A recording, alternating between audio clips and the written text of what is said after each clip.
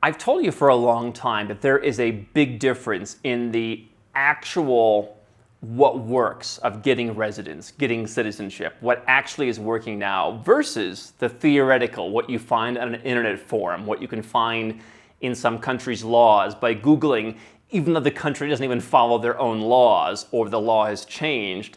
Today, I'm going to share with you someone's video about what they call easy citizenship countries. Everyone's looking for easy, but as I'm going to show you, the countries they talk about are far from easy.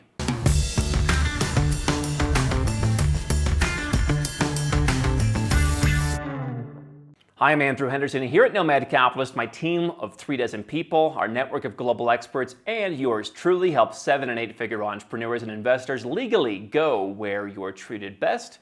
You can learn more at nomadcapitalist.com. Now, I come across a lot of videos, honestly, with inaccurate information about citizenship, outdated information about citizenship, wishful thinking in many cases. But I wanted to play one for you in particular and dissect exactly what is wrong, because I think so many people have the wrong idea about how to get second citizenship. It doesn't have to be difficult, but it does if you have the wrong approach. Let's begin. When you're born in most native countries, you automatically gain citizenship. There are no fees or steps to become a citizen. However, what happens if you want to acquire dual citizenship? All right, let's just stop. We're 18 seconds in. We're already wrong.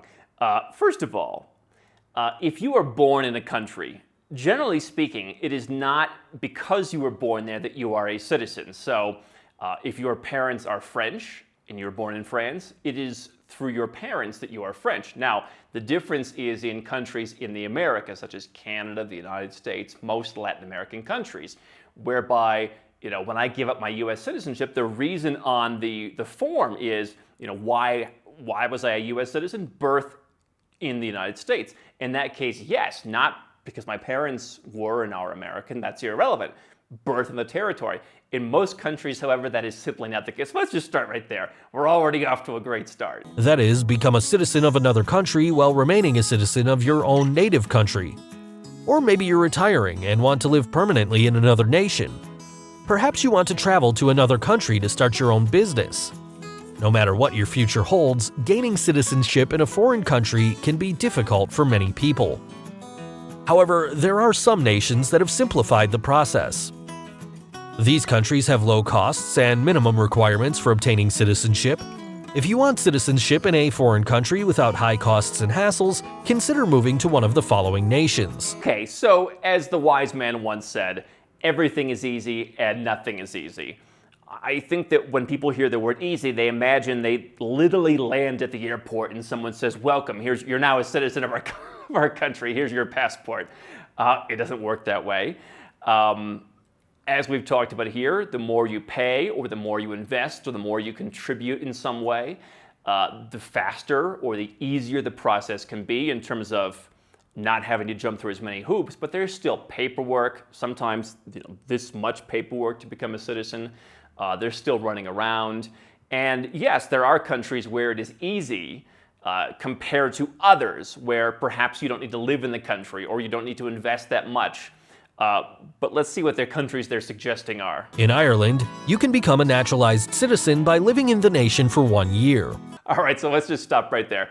Ireland, great country, has a residence by investment program. Ireland, which is not part of Europe's Schengen area, the borderless travel area, they and the UK have an opt-out, or the UK had an opt-out.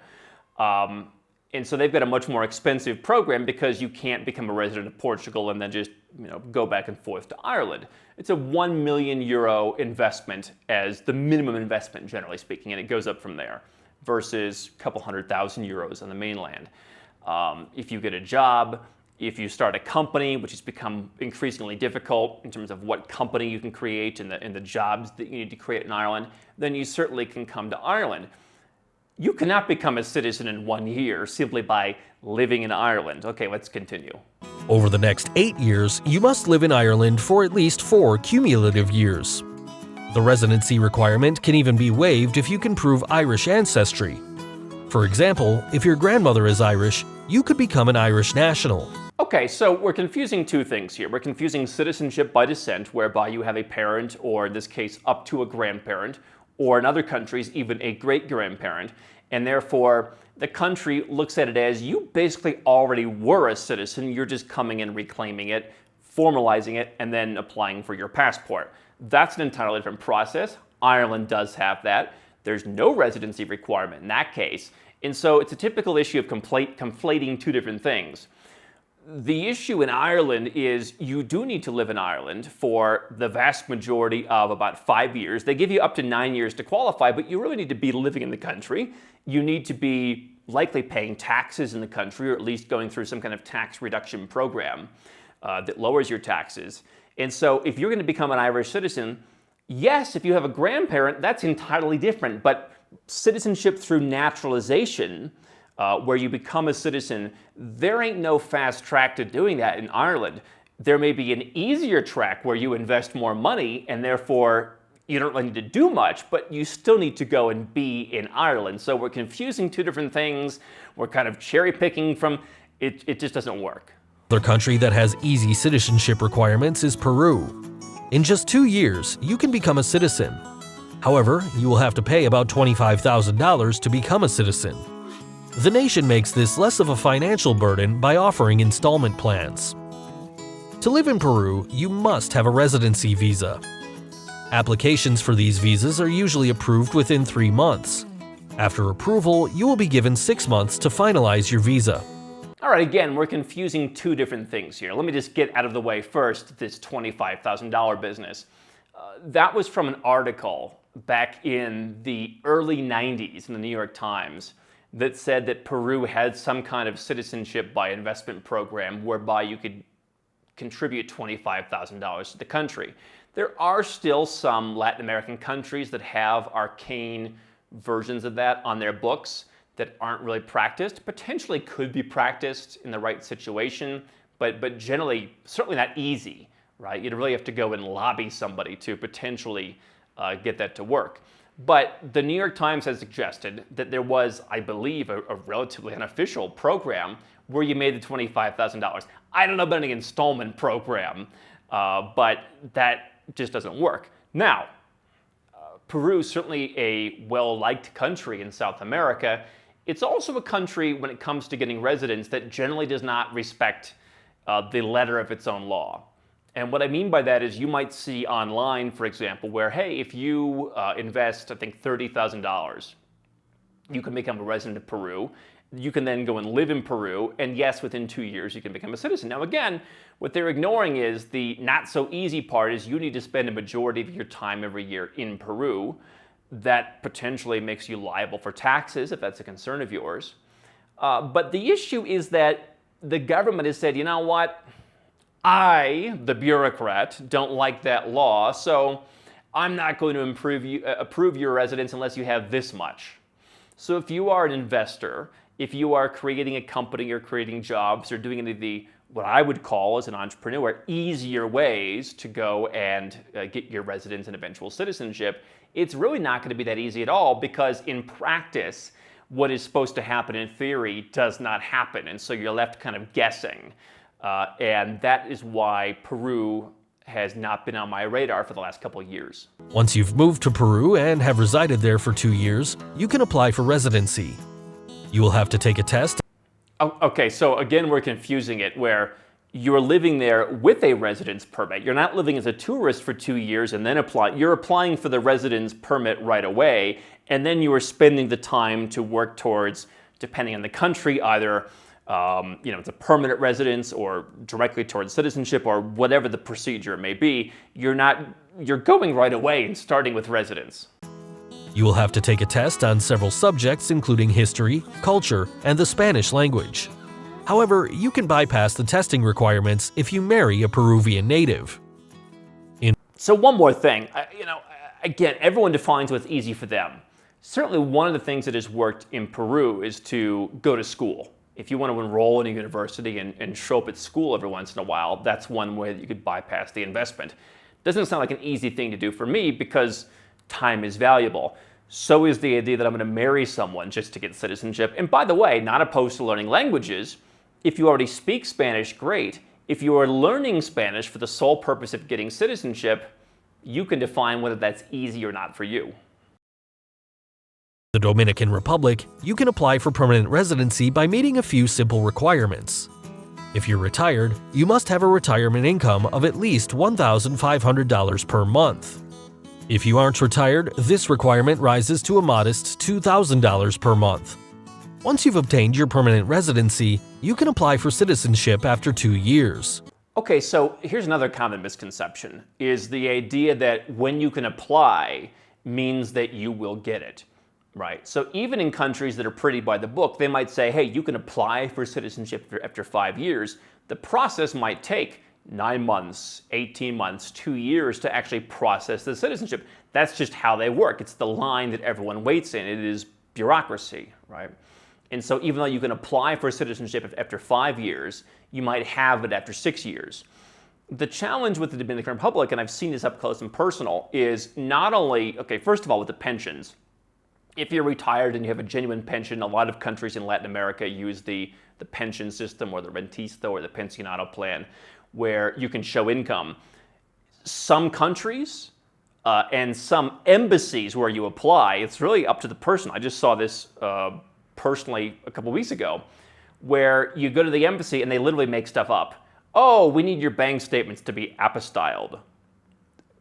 Nobody's going to apostille a bank statement. It's like basically impossible. Yeah, whatever. Just do that and come back to us when you're done. And so they can do the same thing with, oh, we require a pension income. So if you have a legitimate Social Security, you're fine. If you're younger, having a salary often won't qualify, or it will qualify only if the person wants it to qualify. And so you might need to set up some kind of annuity, for example, to take part in that if you are under the appropriate age. So it can get a little dicey, especially in Latin America, very open, also very open to interpretation in some countries as to you've got one guy at an embassy with no appeal, he makes the decisions. He can literally make up whatever he wants that's not even on the official list. But on top of that, in the Dominican Republic in particular, 2 years just doesn't really work. I know people who are naturalized citizens of the DR, and in a sense it is easy, but waiting around is easy. I know people who have waited far longer than 2 years to get it. And so it's a process where you're going to run into a lot of red tape in most cases. People are going to tell you how easy it is, and then you're going to get in there and you're going to hear a lot of excuses. To become a citizen, you must complete an interview in Spanish and pass a medical exam. Typically, the entire process takes approximately 3 years. One of the major drawbacks, however, is that purchasing your citizenship costs over $200,000. Okay, so here's another issue where we're conflating, and I think people often conflate two different situations where you look at a Caribbean citizenship by investment, a streamlined program like a St. Lucia, Dominique, etc., where you're going to donate $100,000 or more, money that you'll never see again, and then they compare that with the Dominican Republic, which of course sounds kind of like Dominica. People get those confused. And they say, oh, well, it's $200,000 cost. No, it's not a cost.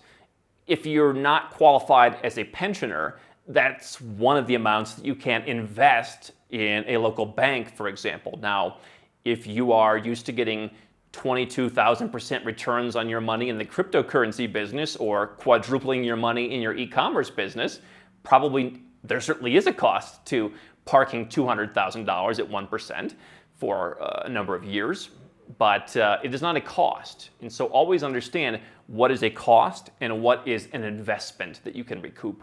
Singapore is another option to consider. By working in the country, opening your own business, or marrying a citizen, you can become a permanent resident. After 2 years, you can apply for citizenship. So Singapore, obviously very by-the-book country, practically zero corruption. This might have been true back in 2012, but it's not true now. I could have a collection of people whom I have met just over the last couple of years who have applied for permanent residence multiple times in Singapore and have just given up.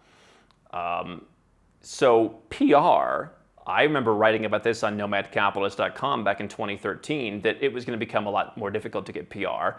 I then wrote in 2017 how it was already practically impossible, and now it's certainly very difficult to get. And so forget citizenship. Singapore, a great place to live. You can indeed start a business. You're going to be spending a good part of your time there, generally the majority of your time there.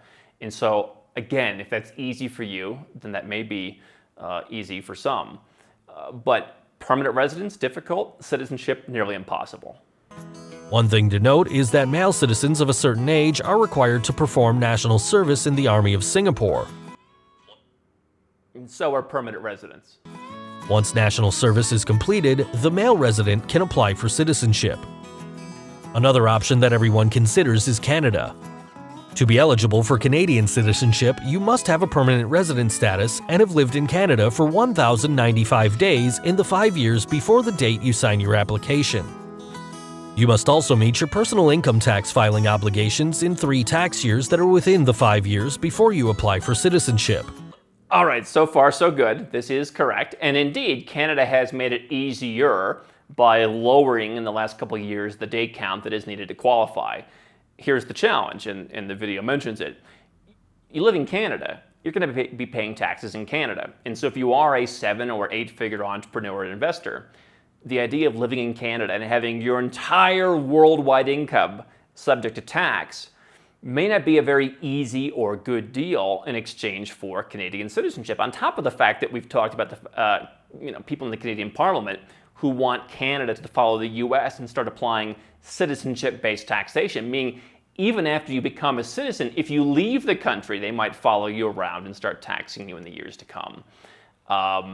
Certainly nothing inherently wrong with this information. If spending the vast majority of your time in Canada and paying high Canadian taxes is easy, then by all means it works, and it certainly does work for some.